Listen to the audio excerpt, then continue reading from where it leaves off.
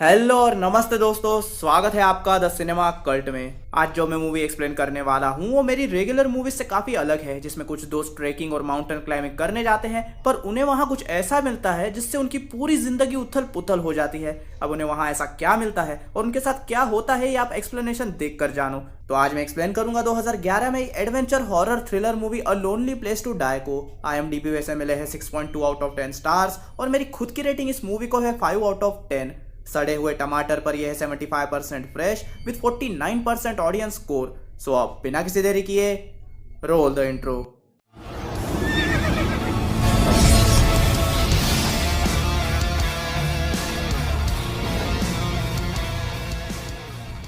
Movie शुरू होती है तीन दोस्तों को दिखाते हुए जो स्कॉटिश हाईलैंड्स के पहाड़ों पर ट्रैकिंग कर रहे थे, जिसमें सबसे आगे था रॉब। वो सब बड़ी ध्यान से रस्सी को पकड़ते हुए ऊपर चढ़ रहे थे, लेकिन एड जो सबसे पीछे था उसका पैर फिसल जाता है। लेकिन उसकी किस्मत अच्छी थी क्योंकि उसकी रस्सी पहाड़ से बंधी हुई थी, इसलिए वो बच जाता है। फिर रॉब नीचे जाकर एड की मदद करता है और कुछ देर बाद वो पहाड़ की चोटी पर पहुंच जाते हैं।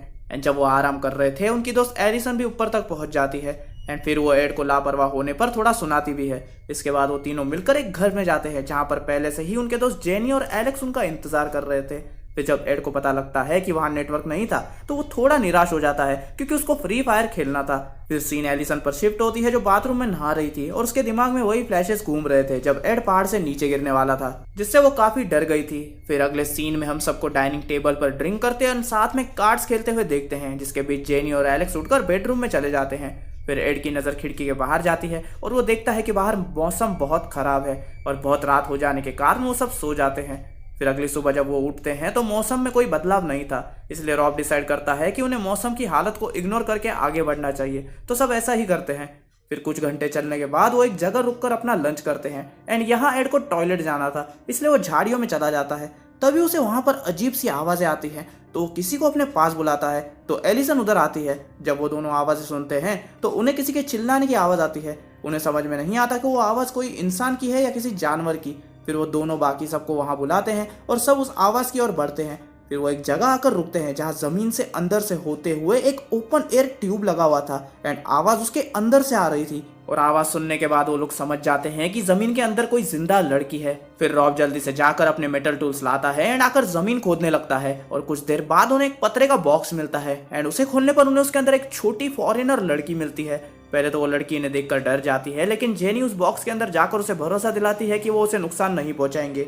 लेकिन उस लड़की को हिंदी नहीं आती थी, जिस वजह से वो उन्हें नहीं समझ पा रही थी। तो एड को लगता है कि ये लड़की बजरंगी भाईजान के मुन्नी की तरह शायद पाकिस्तान से होगी। फिर एलिसन कहती है कि जिसने भी इसे ऐसे जमीन के अंदर गाड़ा है वो इसे जान से नहीं मारना चाहता था, वरना वो सांस लेने के लिए ऐसे एयर ट्यूब नहीं रखता। फिर सारा ग्रुप मिलकर डिसाइड करते हैं कि वो शहर जाएंगे जहां से ये लड़की आई है, ताकि वो उसकी मदद कर सके।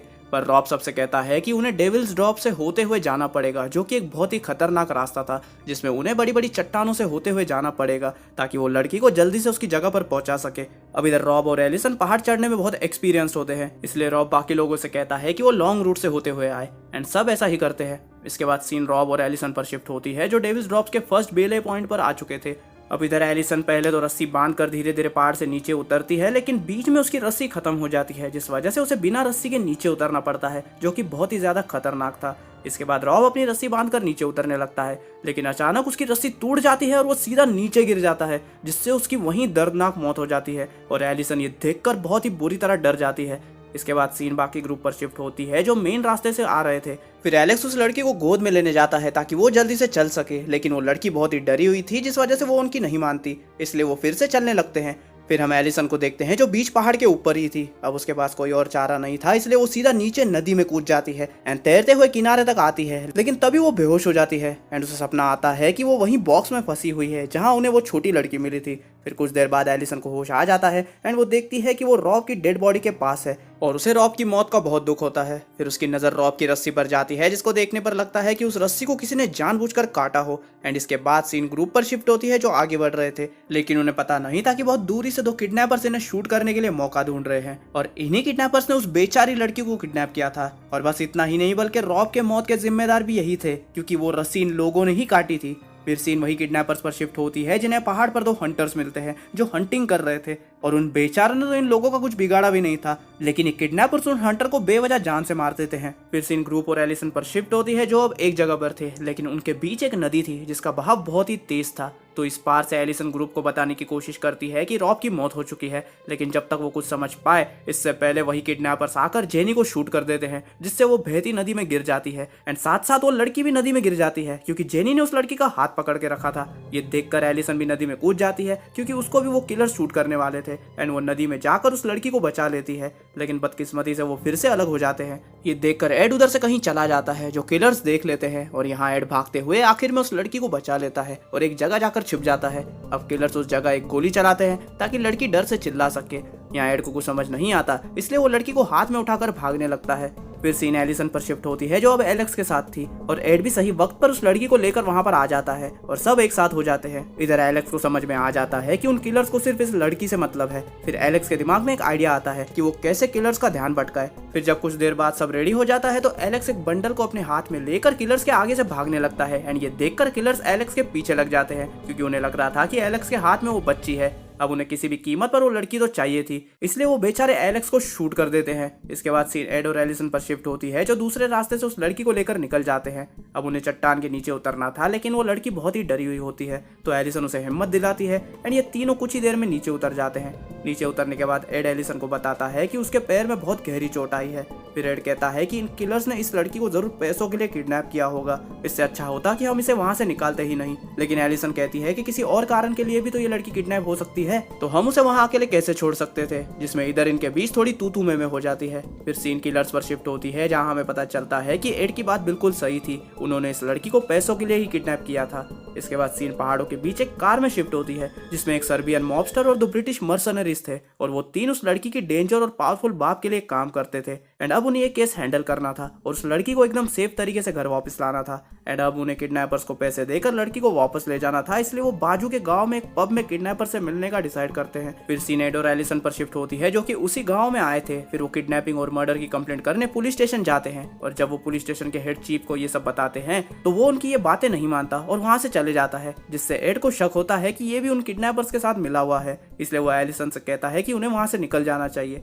और जब वो उधर से निकलने वाले होते हैं तो चीफ आकर उन्हें रोक लेता है और जाने नहीं देता। तभी एड सबकी सेफ्टी के लिए एक चाकू अपने हाथ में ले लेता है और चीफ को पीछे हटने के लिए कहता है। तभी खिड़की से गोली आकर उस बेवकूफ चीफ के पेट में लगती है, जिससे उसकी वहीं मौत हो जाती है। एंड शूट करने वाला और कोई नहीं बल्कि अपना किडनैपर भाई ही था, जो बिल्कुल ऑपोजिट वाले बिल्डिंग पर खड़ा था। उसको देखते ही ये तीन उधर से बाहर निकलने की कोशिश करते हैं। फिर सीन पब में शिफ्ट होती है जहाँ किडनैपर लीडर और मॉन्स्टर एक दूसरे से मिलते हैं। मॉन्स्टर उसे पैसे देने से पहले बोलता है कि लड़की दिखाओ, लेकिन वो किडनैपर लीडर बोलता है वो तो मैं खा गया, वो मैं मस्त तेल में फ्राई करके वो मैं खा गया। ये सुनकर उस मॉन्स्टर का पारा हाई हो जाता है, लेकिन वो इसकी बातों पर पूरी तरह से विश्वास नहीं करता, और अब किडनैपर को भी अंदाजा नहीं था कि आगे क्या होगा। एंड नेक्स्ट सीन में हम वही किडनैपर को देखते हैं जो एड और एलिसन के पीछे भाग रहा था। तभी एक मर्सनरी यानी भाड़े का कातिल वहां आता है एंड गलती से एड को ही शूट कर देता है। एंड ठीक इसके बाद वो किडनैपर उस मर्सनरी को शूट कर देता है, लेकिन उसकी मौत हो उससे पहले वो दूसरे मर्सनरी को रेडियो के जरिए बता देता है कि किडनैपर के पास लड़की नहीं है।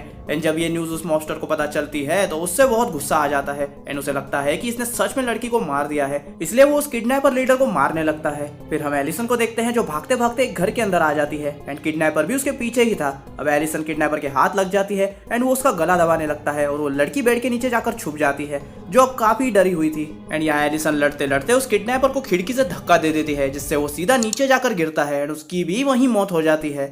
लेकिन अब घर में आग लग चुकी थी और ऊपर से एलिसन भी वहीं पर बेहोश हो जाती है, पर टाइम पर रेस्क्यू टीम उधर आकर उन्हें बचा लेती है। एंड जब एलिसन एम्बुलेंस में होती है तो वो लड़की भी उसके साथ ही थी, जिसे दूर से मॉन्स्टर देख लेता है। एंड अब उसे यकीन हो जाता है कि लड़की एकदम सेफ और जिंदा है। इसके बाद मर्सनरी और मॉन्स्टर जंगल में जाते हैं जहाँ उस लड़की का फादर उसे वापस ले जाने के लिए आया था। उधर पहुंचने के बाद मॉन्स्टर बताता है कि उसकी बेटी सुरक्षित है और उनका प्लान भी कामयाब हो गया। ये सुनकर वो बहुत खुश हो जाता है। फिर वो कार के ट्रंक से उस किडनैपर को निकालते हैं, एंड उस लड़की का बाप अपने आदमियों को ऑर्डर देता है कि इस किडनैपर को टॉर्चर करके जिंदा जला दे, एंड ये उसकी बेटी को ऐसे कैद करके रखने की सजा थी। फिर वो मर्सनरी और मॉन्स्टर को अच्छे से काम करने के लिए पैसे देता है। अरे भाई पैसे उस एलिसन को दे, असल में तो उसने तेरी बेटी को बचाया है। बट एनीवेज जिसके बाद लास्ट सीन में हम एलिसन को एम्बुलेंस में देखते हैं जिसे अभी अभी होश आया था एंड वो लड़की भी उसके साथ ही थी। फिर वो लड़की अपनी भाषा में एलिसन को थैंक यू कहती है जिसे वहाँ की एक पैरामेडिक ट्रांसलेट करके उसे बताती है और ये सुन के एलिसन खुशी से रोने लगती है एंड इसी के साथ मूवी यहीं खत्म हो जाती है।